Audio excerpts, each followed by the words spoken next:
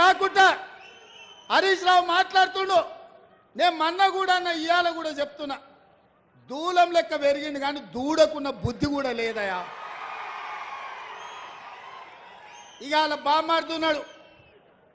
ఇక ఆయన చాలా మాట్లాడుతుండు. ఆ పేడమూతి బోడలింగానికి నేను చెప్పదలుచుకున్నా, అరే సన్నాసి, మీ ఇద్దరిని బిల్లారంగా అన్నాం. బీఆర్ఎస్ అంటేనే బిల్లారంగా సమితిరా, దొంగలరా, తోడు దొంగలరా మీరంతా. ఈ రాష్ట్రాన్ని దేశాన్ని కొల్లగొట్టిన దొంగలరా. మీ అయ్యొక్క చార్లే శోభారాజురా. ఈ రాష్ట్రాన్ని దేశాన్ని అంతర్జాతీయ స్థాయిలో పరువు తీసి కాళేశ్వరాన్ని కూలగొట్టి మేడిగడ్డ మేడిపండై అన్నారం ఇవాళ పగిలిపోయి సుందిళ్ళ సంకనాకడానికి పోయిందిరా. మీ పాపాల పన్నెమే. ఇట్లాంటి పాపాలు చేసి ఇలా రాజీవ్ సాగర్, ఇందిరాసాగర్ ప్రాజెక్టులు మనం కడితే సీతారామ ప్రాజెక్టు, భక్తరామదాసు ప్రాజెక్టు అని పేర్లు మార్చి 1000 కోట్లు కొల్లగొట్టి ఖమ్మం జిల్లాకి ఇవాళ తాగడానికి నీళ్లు లేని పరిస్థితులు కల్పించిన దరిద్రులారా, మీరు వచ్చి మా గురించి మాట్లాడే. ఇక మీ జిల్లాల వాళ్ళకు చప్రాసి ఉన్నాడు, ఒంటికన్ను శివరాసన్. ఒంటికన్ను శివరాసన్ ఎవరో తెలుసు కదా మీ జిల్లాలో. మరి ఇప్పుడు ఆయన ఏడున్నాడు, అంతకుముందు నీలిగిండు, మన వాళ్ళ మీద కేసులు పెట్టిండు ఇవాళ.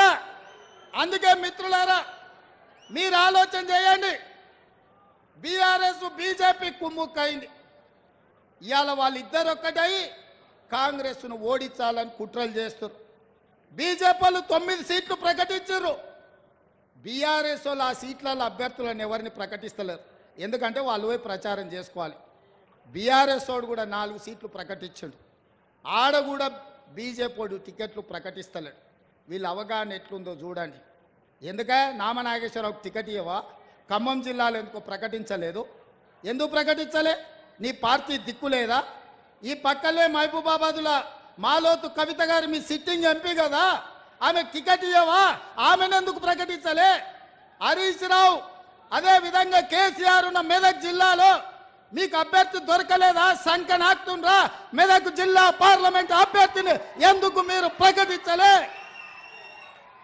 నిజామాబాద్లో నీ బిడ్డనే పోటీ చేసింది కదా పోయినసారి. ఈసారి నీ బిడ్డకు నిజామాబాద్లో టికెట్ ఇయ్యవా? మళ్ళీ అక్కడి జనాలు బండకేసి కొడతారని నీకు అనుమానం వచ్చిందా? ఆలుగడ్డ శ్రీనివాస్ యాదవ్ మొన్నటి వరకు నీకు మంత్రే ఉండే కదా. సికింద్రాబాద్ మళ్ళీ ఎందుకు ఆయన కొడుకు ఆయనకు టికెట్ ఇయ్యలేదు ఎందుకని నేను అడుగుతున్నా. అంటే ఇవాళ కలిసి కనిపిస్తే తెలంగాణ ప్రజలు చెప్పుతో కొడతారని చీకట్ల ఒప్పందం చేసుకొని ఒకడు అలాయి బలాయి చేసుకొని మోడీ కేడీ కలిసి కాంగ్రెస్ పార్టీ మీద కుట్ర చేస్తారు. ఎందుకంటే తెలంగాణలో ఇవాళ ఇందిరమ్మ రాజ్యంలో అభయహస్తం పథకాలు అమలు చేస్తుంటే 14 సీట్లు స్పష్టంగా కాంగ్రెస్ గెలుస్తుంది.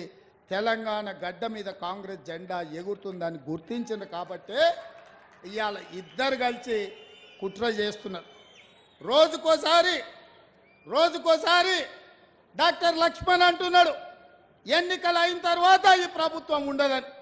నేను అడగదలుచుకున్న డాక్టర్ లక్ష్మణ్, అయ్యా నీ దగ్గర ఉన్నది 8 ప్రభుత్వాన్ని ఎట్లా ఏర్పాటు చేస్తావు చెప్పని నేను అడుగుతున్నాను.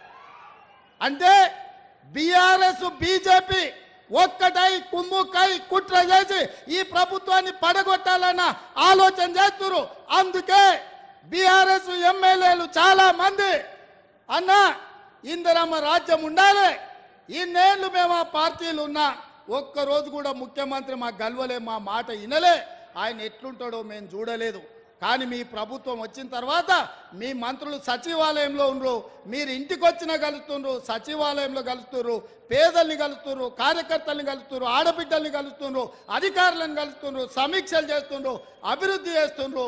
5 ఏళ్ళు మీ ప్రభుత్వాన్ని కాపాడే బాధ్యత మాది అని బీఆర్ఎస్ ఎమ్మెల్యేలు వచ్చి అందరు నాకు కలిసి చెప్పిపోతున్నారు.